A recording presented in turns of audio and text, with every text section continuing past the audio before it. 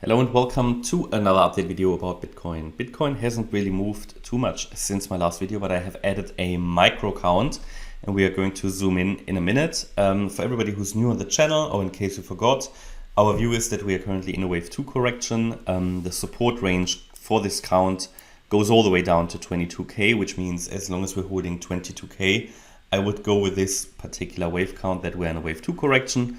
The third wave should happen afterwards, could take us into the 40k region, but of course condition is that we're holding the wave 2 support here. But within the wave 2 we have the situation that we are in a ABC correction.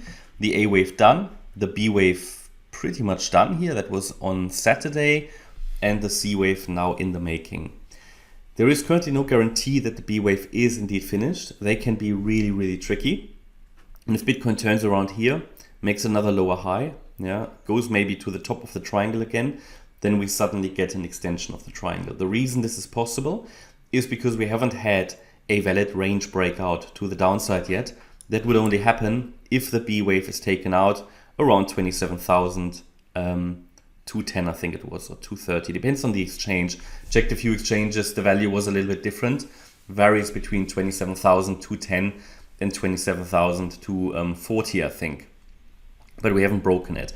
So from that point of view, if we now turn around, because we only have 3 waves down of the Saturday high, we can get a bit of a chop here, and can just extend the triangle. But for now I assume we are heading further down in the C wave. Let's first, before we dive into the detailed count, look at a few Fibonacci extension relationships.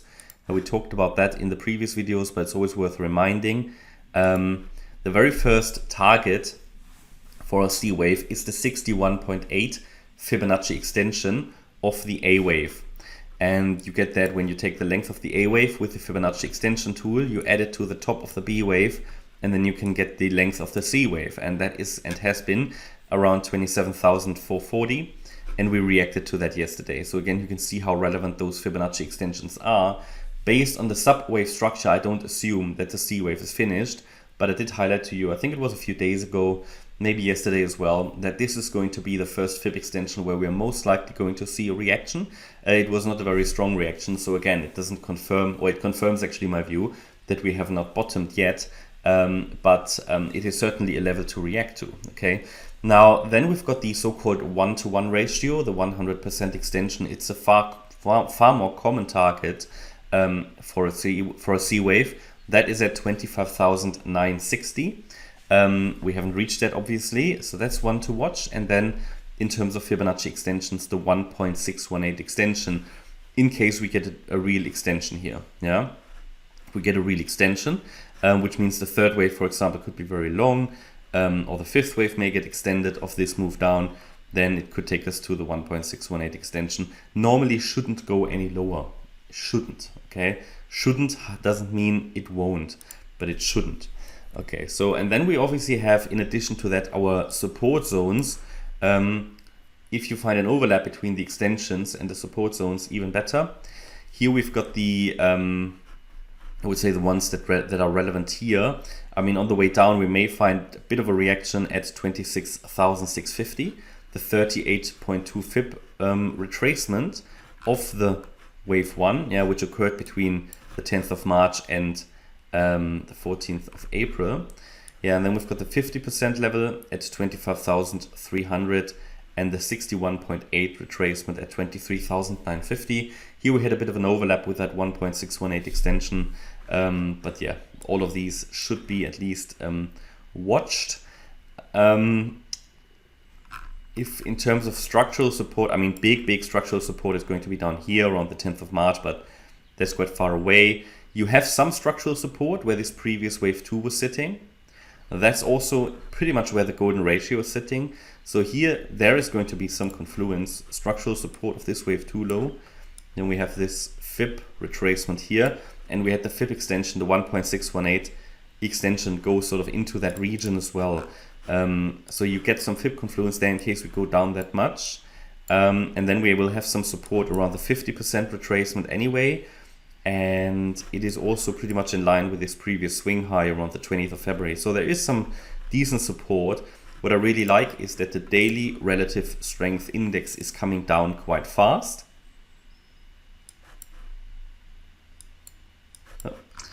It is coming down quite fast, and it's not that far away from the 10th of March low. I did say it before, if we get a reading on the RSI that is as high as roughly as the 10th of March reading, but the price is way higher, and it is way higher at the moment, that would be considered quite bullish. So I'm watching for that. Yeah, that's why I'm focused on the bullish count. Those are the things that we need to pay attention to, because as highlighted here in red, the relative strength index on the daily really is a good assistance in predicting significant lows. That's what allowed us on the 10th of March to call for that low in the green support area. Yeah. So I don't think we're there yet, but we're on a good way. Okay, so now let's go into the 1 hour chart. Let's dive into the weeds here. Let me just hide the indicators. So, I mean, that's my best reading of the subwave count at the moment. That might shift. Yeah, especially the C wave to the downside. It is a valid count, but let's first talk about the B wave. So that could of course be finished here. That's currently the assumption that B is finished. However, it can still extend. If we turn around now, and it would literally need to happen now, then we can still extend the triangle before breaking below the B wave low. Yeah, but if we break below the B wave low, or did we actually do that overnight? Let me just double check that. No, we haven't.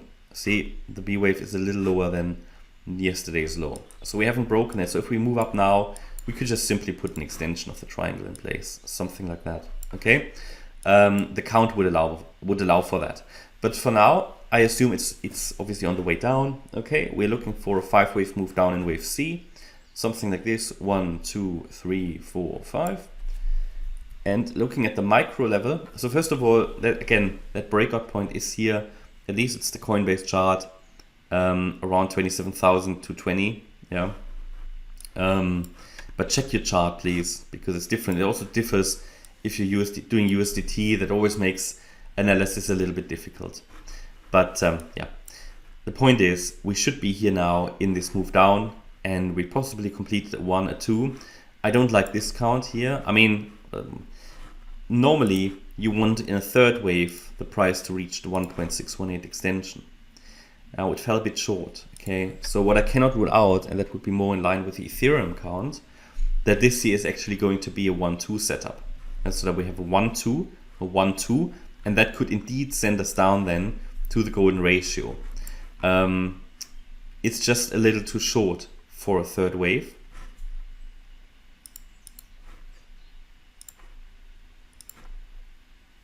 But it's a little too long for a wave 1 over wave 3. Okay, so it's sort of, that's what makes it so difficult, but it's a valid 5-wave move down, so I'm gonna follow it now.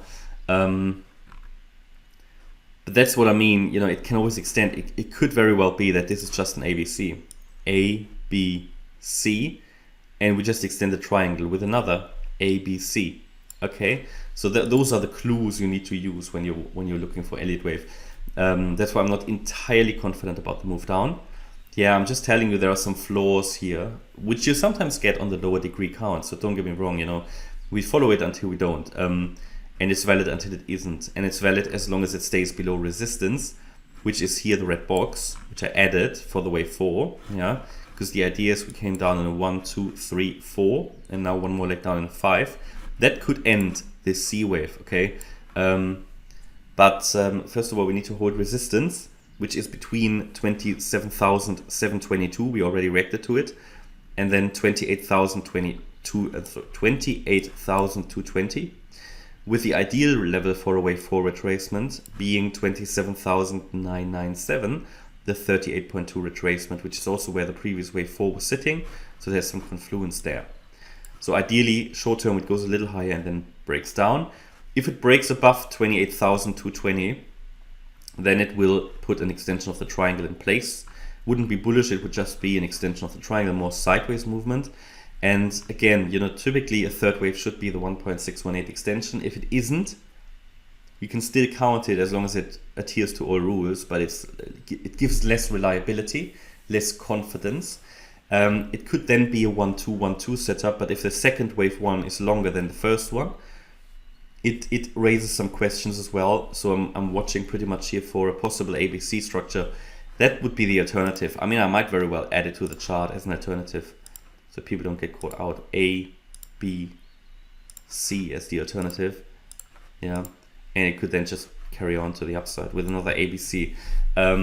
There's no way of knowing at this stage. Yeah, it depends on, do we hold that resistance that I highlighted or not? And if we hold it, then a fifth wave to the downside is the likely outcome. Yeah, and that's my update about Bitcoin. I hope you liked the update. If you did, please hit the like button, leave a comment and subscribe. And if you really like the content, then please check out the channel membership. Thanks a lot for watching. Bye bye.